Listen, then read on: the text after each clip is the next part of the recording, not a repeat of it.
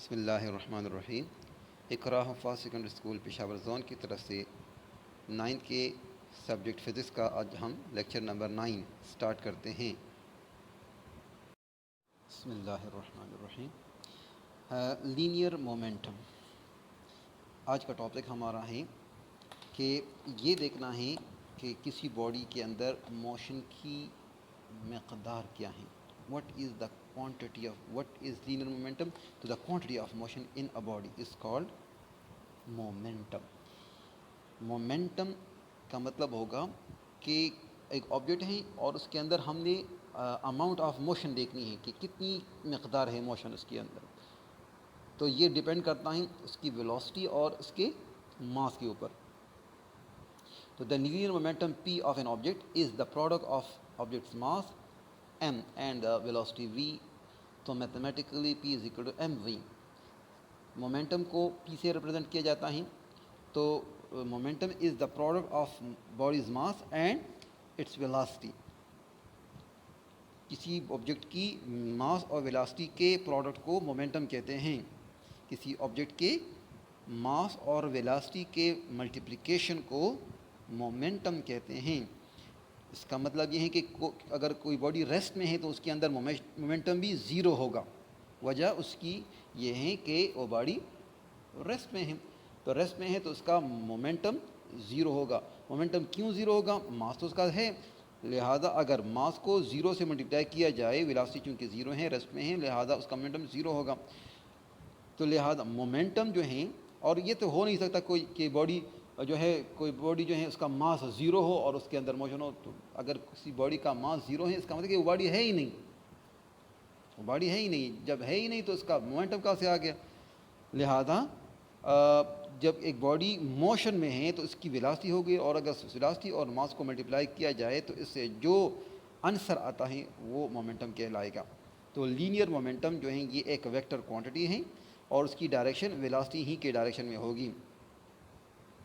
تو international system of units میں linear momentum کا یونٹ ہوگا kilo gram metre per second, یا اس کو سمپلی نیوٹن سیکنڈ کہتے ہیں.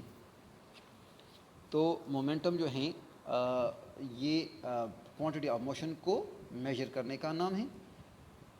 اور اس سے جو ہے ہمارا کامن آبزرویشن ہے.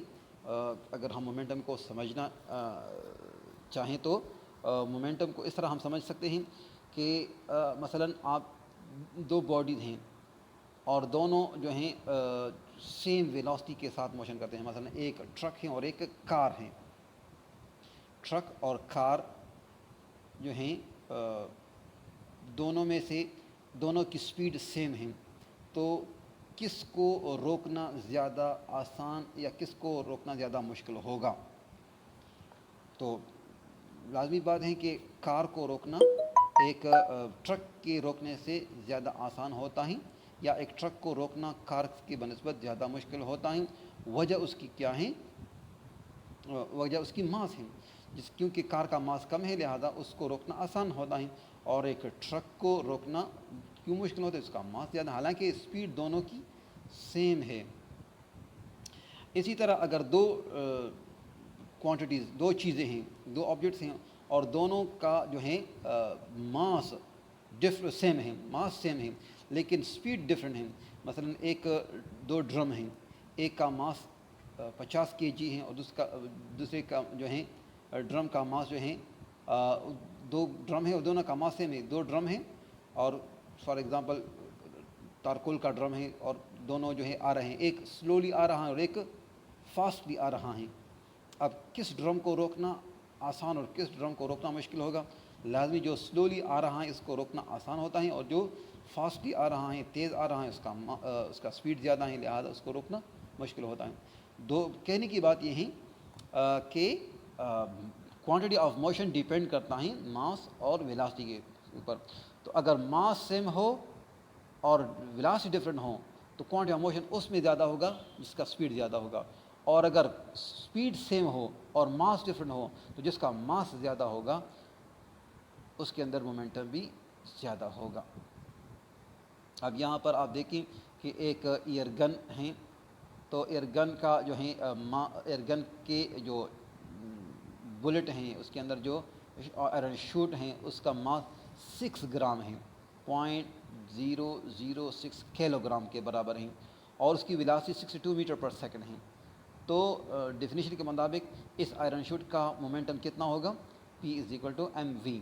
تو m mass of the iron shot اور 62 is the velocity of the iron shot, تو اس سے جو آپ کے پاس مومنٹم آ رہا ہے تو وہ 0.372 kilo gram metre per second یا 0.372 نیوٹن سیکنڈ ہیں۔ اس کے مقابلے میں اگر کوئی جو ہے وہ کلاشنکوف کی کو وہ شیل لے لیں تو اس کا ماس تقریباً 10 گرام یا 12 گرام یا 15 گرام ہوتا ہے، لیکن اس کی ویلاسٹی ہنڈریڈز میں ہوتی ہیں، تو لہٰذا اس کا جو مومنٹم ہوگا وہ بہت زیادہ ہوگا، لہذا وہ بہت زیادہ نقصان کا باعث بنتی ہیں بنسبت ایک ایئر گن کے، جو عام طور پر لوگ شکار کے لیے استعمال کرتے ہیں، ایئر گن اس کو کہتے ہیں۔ تو یہ تھا ہمارا مومنٹم۔ اب مومنٹم اور فورس کے درمیان جو تعلق ہیں اس کو ہم سمجھنے کی کوشش کرتے ہیں کہ جب فورس کسی آبجیکٹ کے اوپر لگتی ہیں تو ایکسلریشن پیدا ہوتا ہے۔ یہ بات آلریڈی ہم نے نیوٹن سیکنڈ لا کے اندر پڑھی تھی۔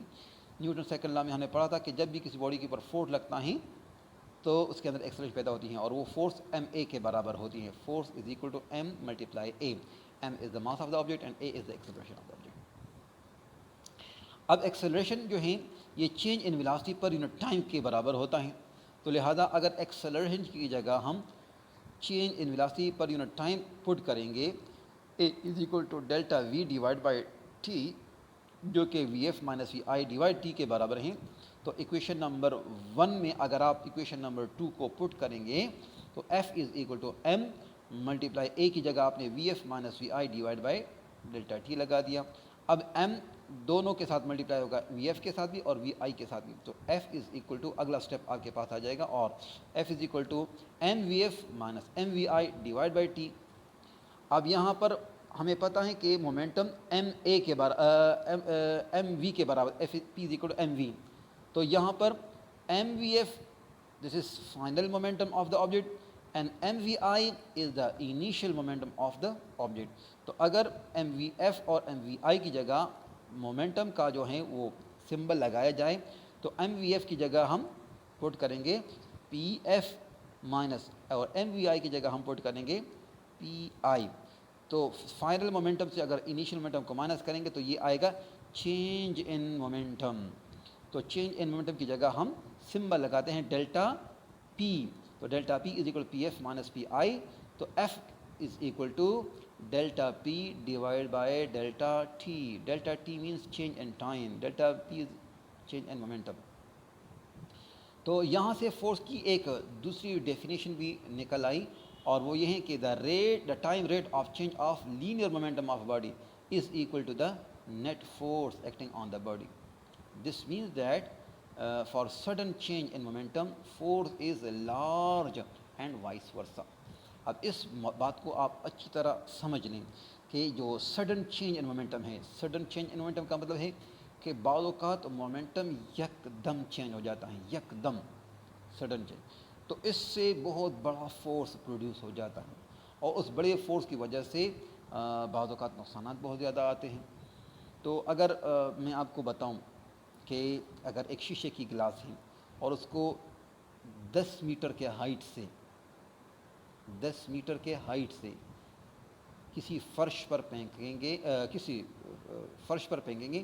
تو فرش پر پھینکتے ہی وہ چورا چورا ہو جاتی ہیں، لیکن اسی ہائٹ سے اگر ہم اس گلاس کو، اس شیشے کی گلاس کو فوم کے اوپر گراتے ہیں تو پھر وہ ٹوٹتی نہیں ہے۔ اب ہائٹ تو دونوں کی سیم ہے، وجہ کیا ہے؟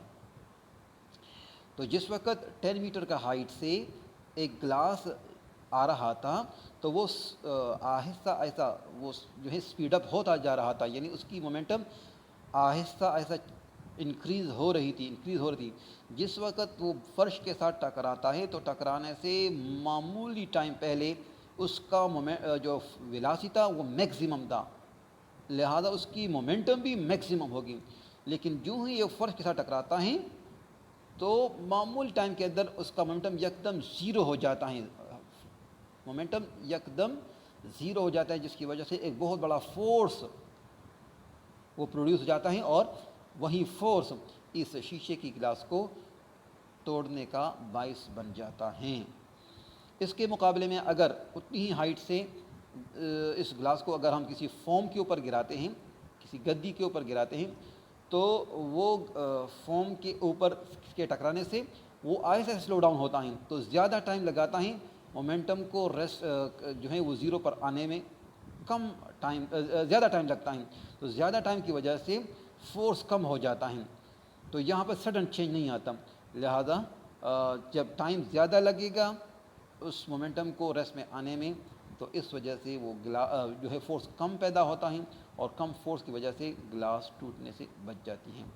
تو یہ انٹرسٹنگ انفارمیشن میں آپ کو یہی بات بتائے جا رہے ہیں کہ فریجائل آبجیکٹس کے اندر، فریجائل کا مطلب ہے ایسے آبجیکٹ جو ایزیلی بروکن ہوتے ہیں، آسانی سے ٹوٹتے ہیں، تو اس آبجیکٹس کو کسی کاٹن میں بند کرتے وقت اس کے پیکنگ کے دائیں بائیں آگے پیچھے اوپر نیچے اس طرح جو ہے وہ میٹیریل رکھے جاتے ہیں کہ وہ ان کو آپس میں ٹکرانے میں جو ہے وہ زیادہ ٹائم لگائیں گے، اس کا مومنٹم جو ہے وہ زیادہ ٹائم میں ڈکریز ہوگا، جس کی وجہ سے فورس کم جو ہے پروڈیوس ہوگا اور وہ چیز ٹوٹنے سے بچ جاتی ہیں۔